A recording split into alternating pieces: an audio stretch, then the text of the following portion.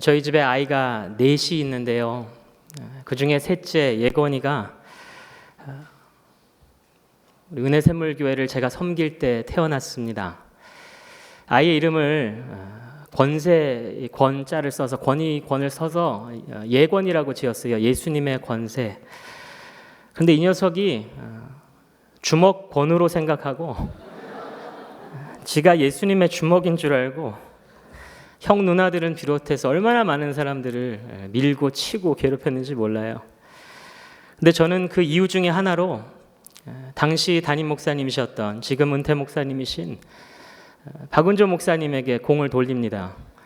왜냐하면 한 번은 교육자들 또 우리 사무처 식구들과 회식을 하는데 식사를 하는데 저 이용주 사무처장님이 예건이 이쁘다고 다가오셔가지고 막 이렇게 다가오니까 예건이가 또 예수님의 주먹을 날린 거예요. 그래서 얼굴을 맞으셨어요. 그러고 있다가 박원준 목사님이 가까이 오셨어요. 제가 겁나더라고요. 그래서 목사님 조심하십시오. 좀 전에 처장님이 맞으셨습니다. 그랬더니 목사님이 애가 보는 앞에서 하시는 말씀이 괜찮아. 이 처장이 맞을 짓을 했어.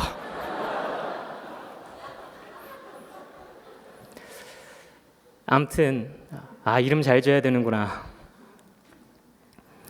오늘 우리가 함께 읽은 느헤미야, 이 느헤미야라고 하는 히브리어의 뜻은 The Lord has comforted, 주님이 위로하셨다라는 뜻입니다.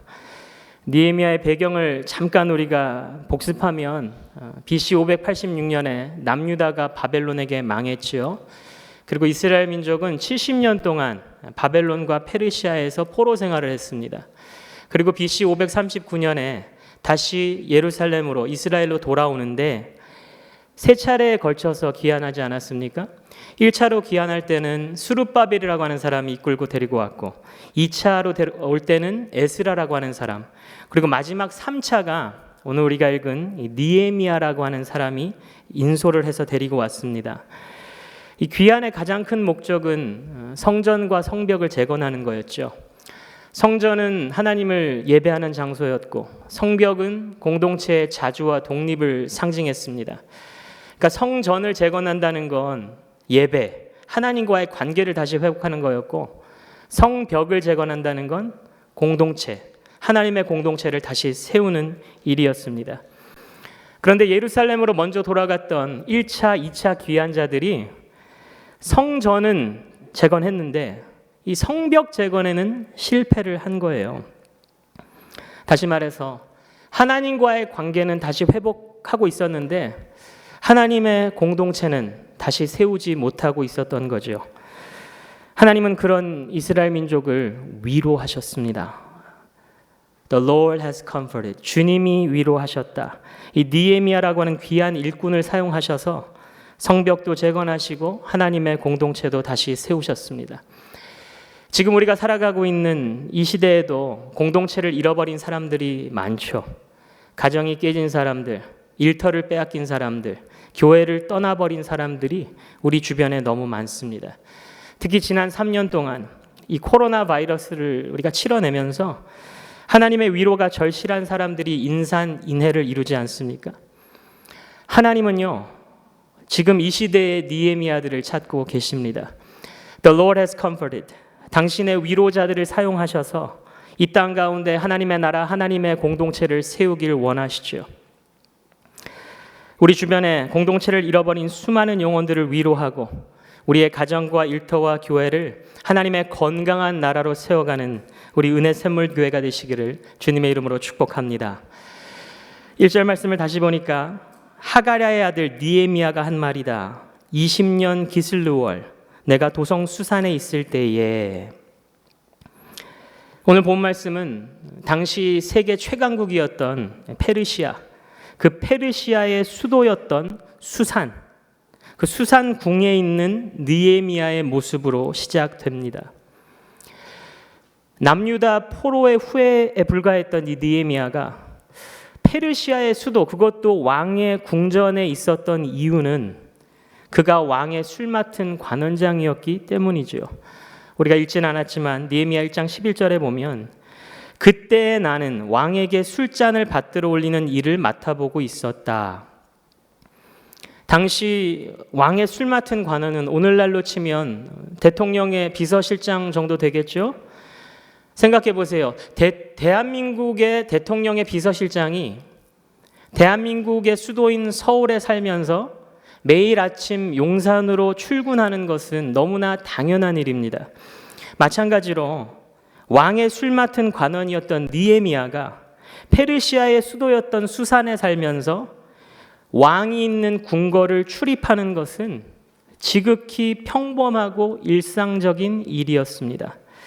우리 사랑하는 은샘 공동체 여러분, 예루살렘 성벽을 재건하고 이스라엘 공동체를 다시 세우셔서 당신의 백성들을 위로하시는 이 놀라운 이야기가 느헤미야서인데, 이 이야기가 궁궐의 입궁에 있는 어느 술 맡은 관원장의 모습, 다시 말해서 마땅히 있어야 할 곳에 있었던 느헤미야의 지극히 평범한 일상에서 시작되었다는 거죠.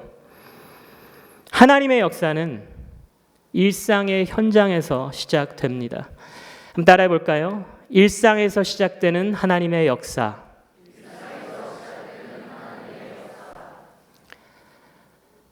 여느 날과 같이 장인어른의 가축을 이끌고 광야로 나아갔을 때 80세 노인 모세는 떨기나무 앞에서 하나님을 만났습니다. 여느 날과 같이 아버지의 양떼를 이끌고 베들레헴 들판으로 나간 다윗이 사무엘을 만나고 이스라엘의 왕으로 기름 부음을 받았습니다. 여느 날과 같이 물고기를 잡고 그물을 깁던 갈릴리의 어부들이 예수님을 만나서 사람 낚는 어부로 부르심을 받았습니다. 하나님의 역사는 평범한 일상의 현장에서 시작되는 거죠. 저는 깨어진 가정에서 자랐습니다. 그래서 어렸을 때부터 고모님이 그리고 할머니가 저를 키워주셨는데, 저희 고모님은 예수님을 믿어도 너무 심하게 믿으시는 분이셨어요.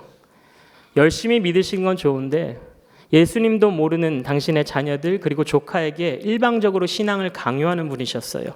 그래서 저는 신앙에 대해서, 교회에 대해서 반감이 컸습니다. 예를 들어서 이런 일이 있었어요. 한 번은 새벽 예배를 다녀오시더니 화가 잔뜩 나셨어요. 어떻게 새벽 예배를 드리고 화가 나서 들어올 수가 있지? 그러더니 우리가 자고 있는 방에 창문을 확 여시더니 안 일어나나? 저하고 사촌들 깨우세요. 옆집 김지사 딸내미는 너거랑 똑같은 중학교 2학년인데 새벽 예배 나와가지고 펑펑 울면서 기도하더라.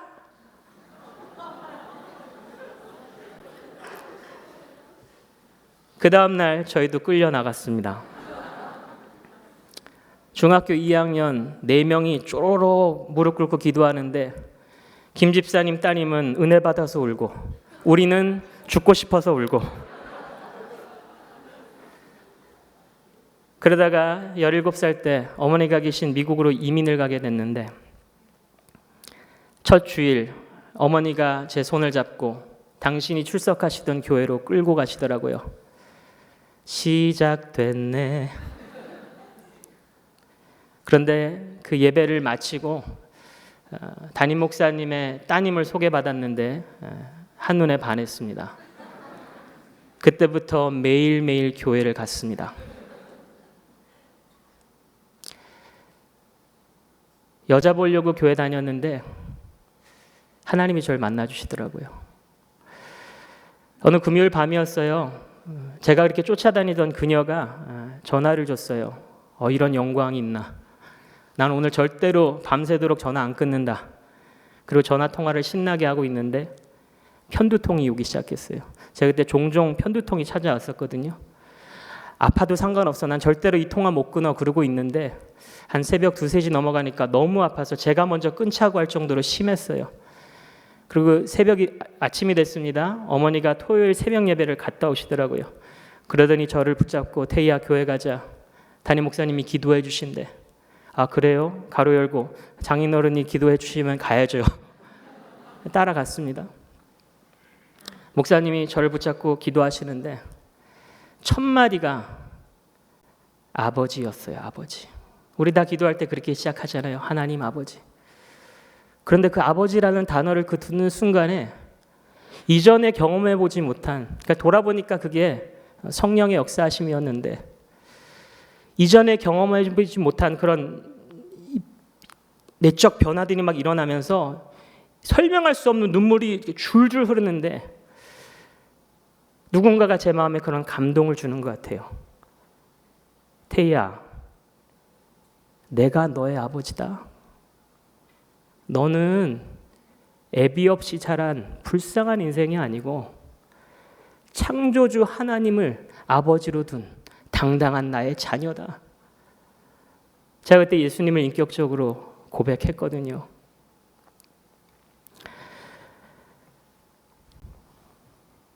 여기서 이야기를 끝내면 풀스토리를 모르는 분들은 불안해 하시더라고요. 목사님 집에 가서 나중에 사모님한테 어떻게 하려고 이렇게 저렇게 혼자서 짝사랑 얘기를 하시나. 근데 그 사람이 지금의 제 집사람입니다. 하나님은요, 우연이 없으시고 실수가 없으세요. 시편 139편 16절에 보니까 나의 형질이 갖추어지기도 전부터 주님께서는 나를 보고 계셨으며 나에게 정하여진 날들이 아직 시작되기도 전에 이미 주님의 책에 다 기록되었습니다. 우연이 없으신 하나님, 나의 형질이 갖추어지기도 전부터 나를 지켜보고 계셨던 하나님이시기 때문에 지극히 평범한 일상 속에서도 그분의 특별한 목적이 분명히 있습니다. 실수가 없으신 하나님이시기 때문에 나에게 정하여진 날들이 아직 시작되기도 전에 이미 주님의 책에 기록하신 하나님이시기 때문에 똑같이 반복되는 일과 속에서도 그분의 분명한 섭리가 있는 거죠. 무슨 뜻이냐? 우리가 늘 달고 다니는 편두통 속에도 주님의 특별한 목적이 있고요. 지긋지긋한 직장생활 중에도 주님의 복된 섭리가 있고요. 이 지옥 같은 육아 전쟁 중에도 주님의 뜻은 분명히 이루어지고 있는 것입니다. 일상의 현장에서 시작되는 그 하나님의 역사를 기억하고 범사에 주님의 목적과 섭리를 신뢰함으로 말미암아 우리의 가정과 일터와 교회를 하나님의 건강한 공동체로 세워가는 우리 은혜 샘물교회가 되시기를 주님의 이름으로 축복합니다. 하나님의 역사는 일상의 현장에서 시작됩니다.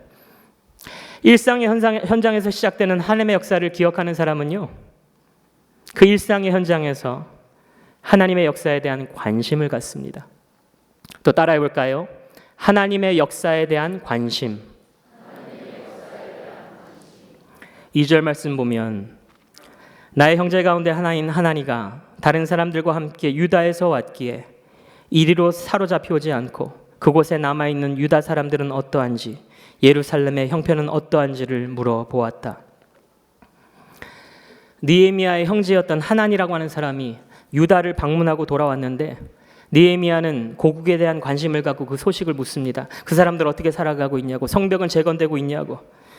생각해보면 해외 동포가 고국을 그리워하는 것은 자연스러운 일이죠. 저같이 대한민국을 떠나서 미국 땅을 살아가는 우리 한인 이민자들도요, 가슴 한켠에 늘 조국에 대한 관심, 향수 달고 다니거든요. 그런데 질문합니다. 오늘 본문 말씀에 나오는 느헤미야도 유다 땅에 대한 향수 때문에, 그저 그 향수 때문에, 그리움 때문에 관심을 가졌을까요? 제가 살고 있는 미국의 한인 이민 역사를 들여다보면 가장 먼저 미국 땅을 밟았던 세대는 1903년 하와이로 그 사탕수수 농원으로 가셨던 우리 선조들이라고 우리가 믿고 있는데 1965년에 그 전까지 아시아계 이민자들을 제한하던 그들의 이민을 제한하던 미국의 이민법이 폐지가 됐거든요. 그러니까 본격적으로 우리나라 사람들이 미국을 이민 가기 시작한 것은 1965년입니다. 그럼 지금으로부터 한 60년 된 거죠. 그러니까 우리나라의 미국 이민 역사는 한 60년 정도 된 겁니다.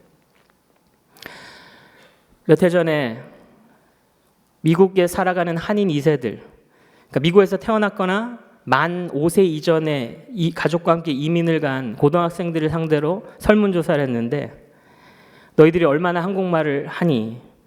37%가 잘해요. 48%가 조금 해요. 15%가 전혀 못해요. 한글은 얼마나 쓰니? 18%가 잘 써요. 61%가 조금 써요. 21%가 전혀 못 써요. 그럼 너희들 나중에 커서 한인 커뮤니티, 한국 사람들과 함께 일하고 싶니? 39%가 네, 상관없어요. 26%가 모르겠어요. 35%가 절대로 그러기 싫어요. 우리 민족의 이민 역사가 60년 정도 된 지금 이 시점에서는 우리의 2세들에게서 어느 정도 동포의식을 발견할 수 있어요. 한국말도 제법 하고요. 글도 좀 써요. 그럼 느헤미야는 어땠을까요?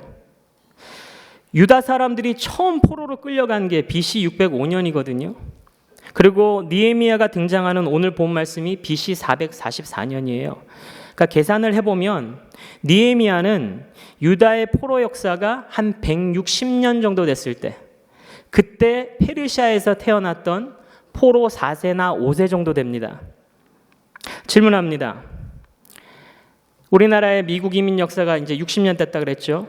그럼 느헤미야처럼 160년 채우려면 지금으로부터 한 100년은 더 가야 돼요. 그럼 지금으로부터 100년쯤 후에 저 미국 땅을 살아갈 우리의 후손들에게서 대한민국에 대한 향수를 우리가 현실적으로 기대할 수 있을까요?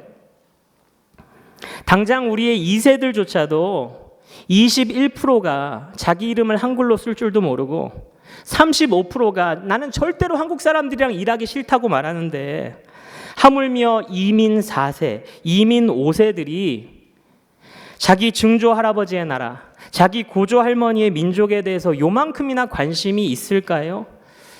저는요, 느헤미야도 마찬가지였을 거라고 추측해 봐요. 물론 유대인들의 민족적인 정체성이 남달랐지만 느헤미야의 관심은 단순히 향수 때문만은 아니었을 거예요. 그럼 뭐였을까? 저는 그 뒤에 나오는, 오늘 본문 뒤에 나오는 느헤미야의 기도 속에서 단서를 발견하는데요.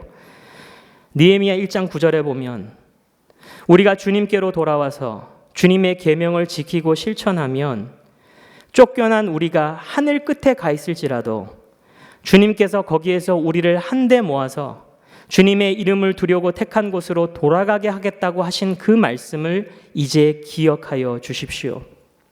하나님 약속하지 않으셨습니까? 우리가 회개하고 다시 말씀 붙잡으면 포로로 끌려가 있다 할지라도 언젠가는 다시 예루살렘으로 돌아가게 하실 거라고, 그 약속 지키십시오, 이렇게 기도하는 거거든요.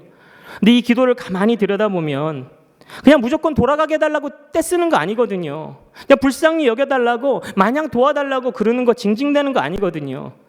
느헤미야의 기도는요, 자기 민족에게 주신 하나님의 약속, 그 약속에 대한 하나님의 역사와 응답을 구하는 거예요. 무슨 말이냐? 자기 민족에 대한 관심이 아니라 자기 민족에게 행하실 하나님의 역사에 대한 관심이었다고요. 단순히 동족이기 때문에 관심을 가진 게 아니라 하나님이 약속하셨기 때문에 관심을 가졌다고요. 우리 은혜샘물교회 같은 장로교회들은 유아 세례라는 것을 주죠. 이 아기의 개인의 신앙과는 상관없이 이 아이의 부모가 본인들의 신앙을 고백하고 하나님의 이 자기 그 신앙으로 이 아이를 잘 길러내겠다고 약속을 하는 거잖아요. 저는 침례교회 목사입니다. 그래서 저는 유아 세례는 주지 않습니다. 저희는 문자 그대로, 표현이 좀 속되지만 물에 담궈야 되거든요.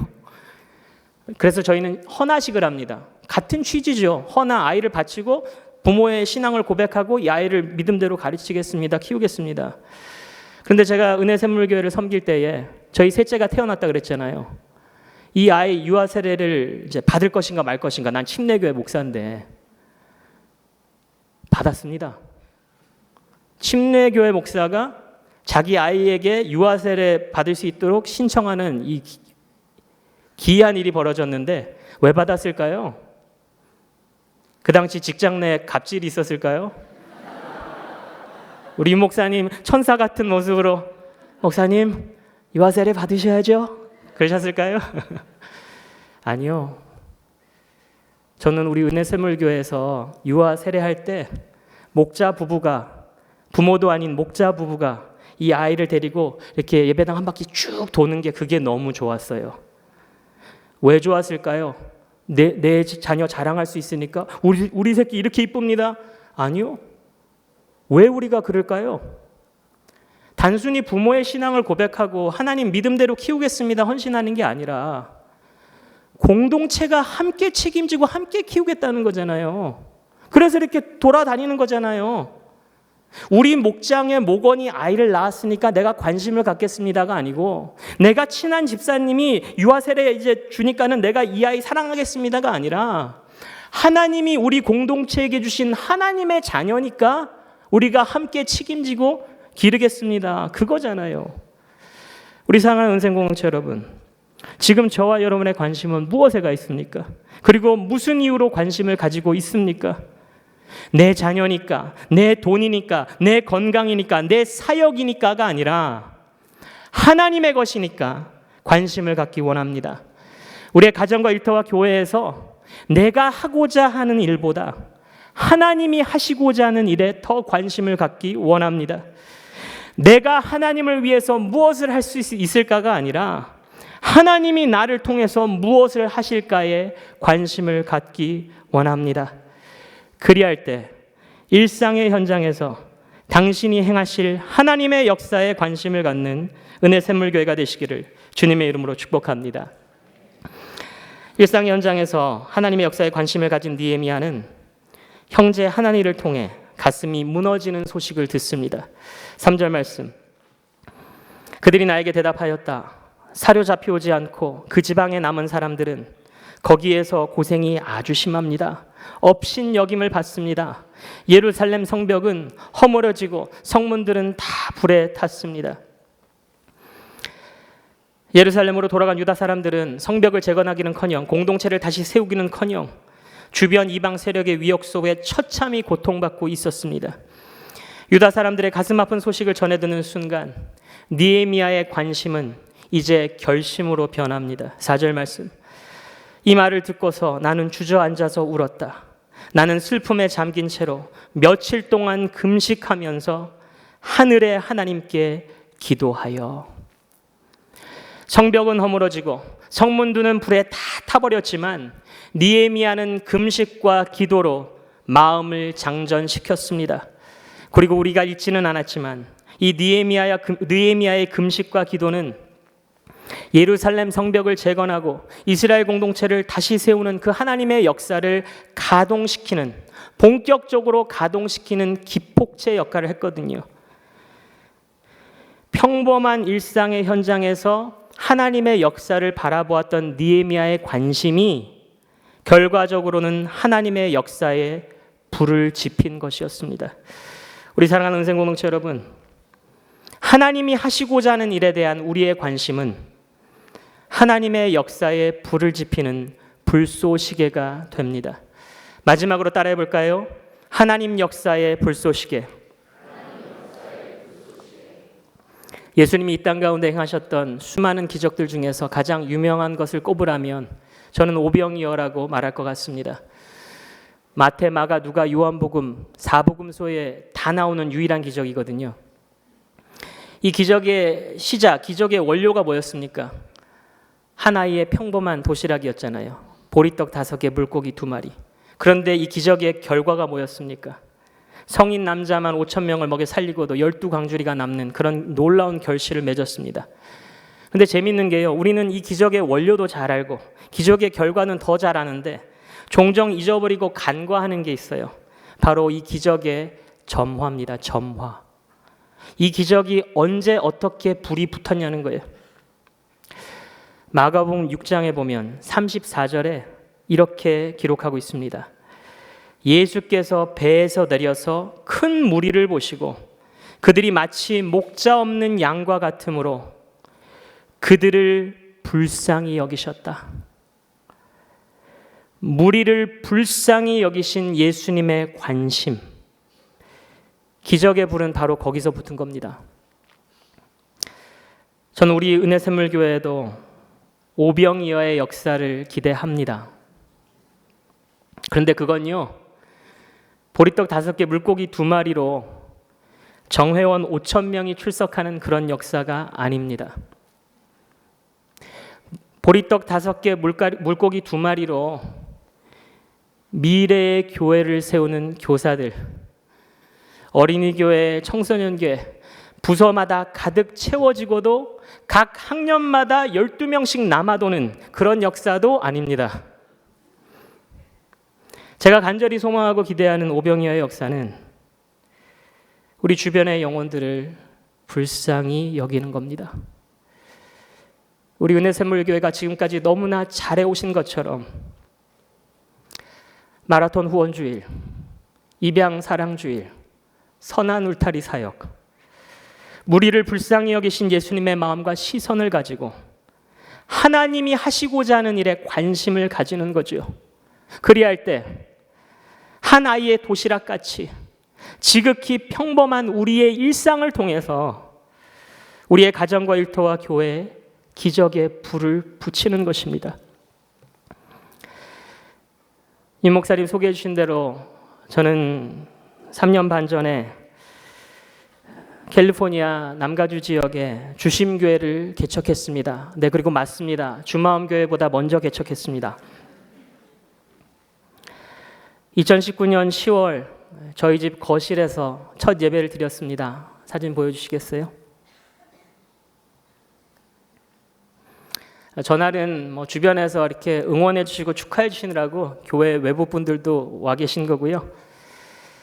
1.5세들에 대한, 그리고 그들의 자녀들인 2세들에 대한 꿈을 안고 1.5세, 20대 후반, 30대 초반 젊은이들 대여섯 명과 함께 교회를 시작했습니다. 그 다음 사진이 저희 개척 멤버들이에요. 근데 개척을 하고 몇 달 안 있으니까 코로나가 터졌어요. 그래서 온라인으로 예배를 드리다가 미국은 한국보다 좀 더 일찍 풀렸거든요. 그래서 야외에서 모이기 시작했습니다. 그래서 공원에서 모여서 천막을 치고 예배를 드리는데 다행히 저희가 사는 남가주 지역은 비가 거의 안 와요. 그래서 비 걱정은 안 했는데 바람이 너무 불어서 천막이 날아가겠더라고요. 그래서 지금 저 사진에 보시면 오른쪽 뒤에 천막 기둥 하나 붙잡고 예배 드리시는 분, 네, 저분이 그날 처음 교회를 방문하신 새가족이었어요.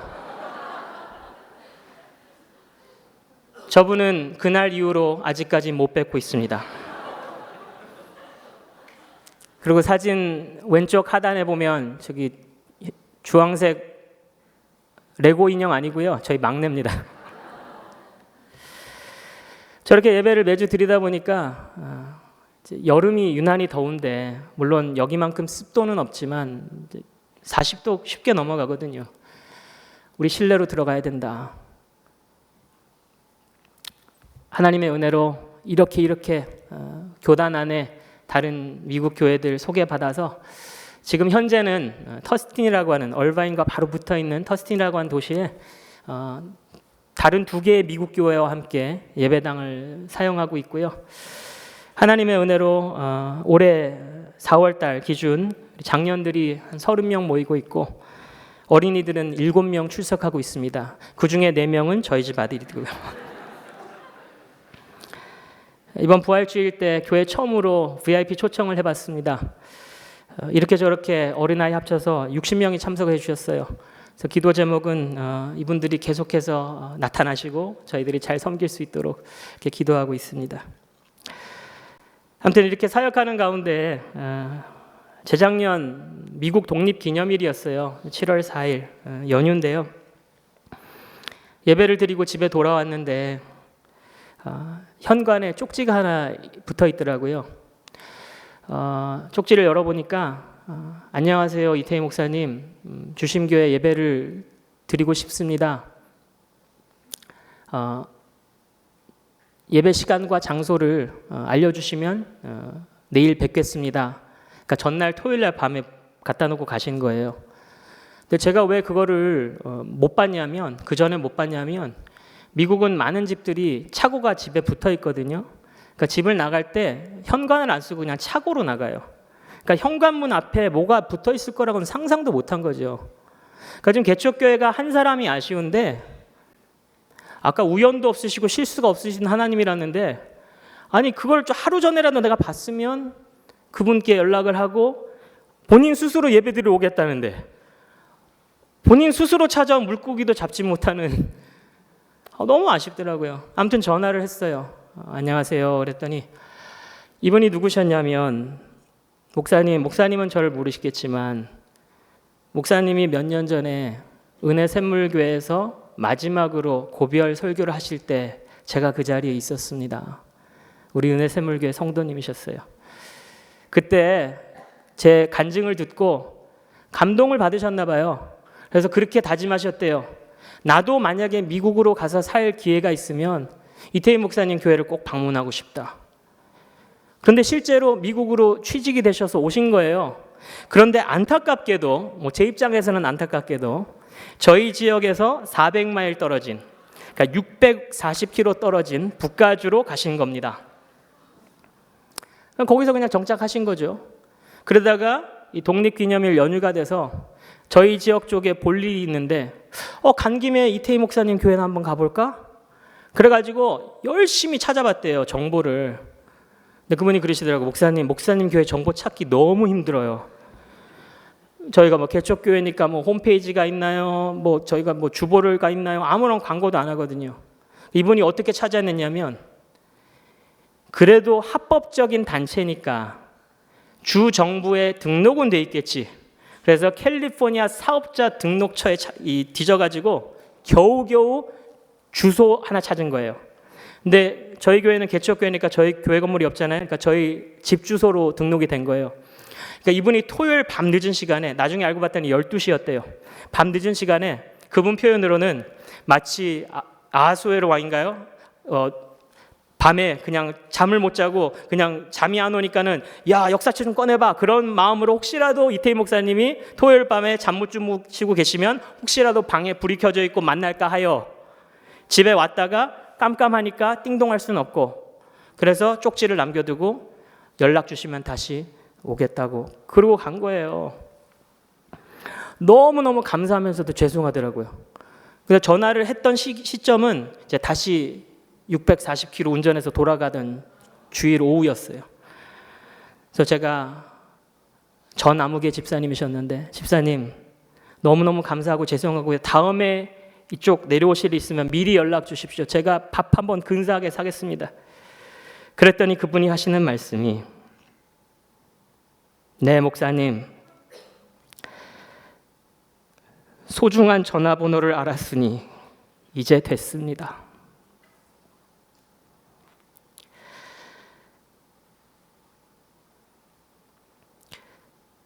이게 교회 주소 맞는지 아닌지도 모르고 640km 운전해 와가지고 쪽지 하나 남겨놓고 일면식도 없는 분인데 다시 그 640km 운전해 가면서 돌아가면서 한다는 말이 소중한 전화번호를 알았으니 이제 됐습니다. 그때 제 마음이 막 뜨거워지는 거예요. 막 불이 붙는 것 같아요. 하나님이 정말 우리 주심교회를 이렇게 사랑하시고 뭔가 오병이어의 기적을 준비하고 계신 것 같은데 막 그런 확신이 드는 거 있죠. 그리고 1년 있다가 제가 북가주에 이제 볼 일이 있어서 드디어 이 가족을 만났습니다. 처음 봤어요. 사진 한번 보여주실래요?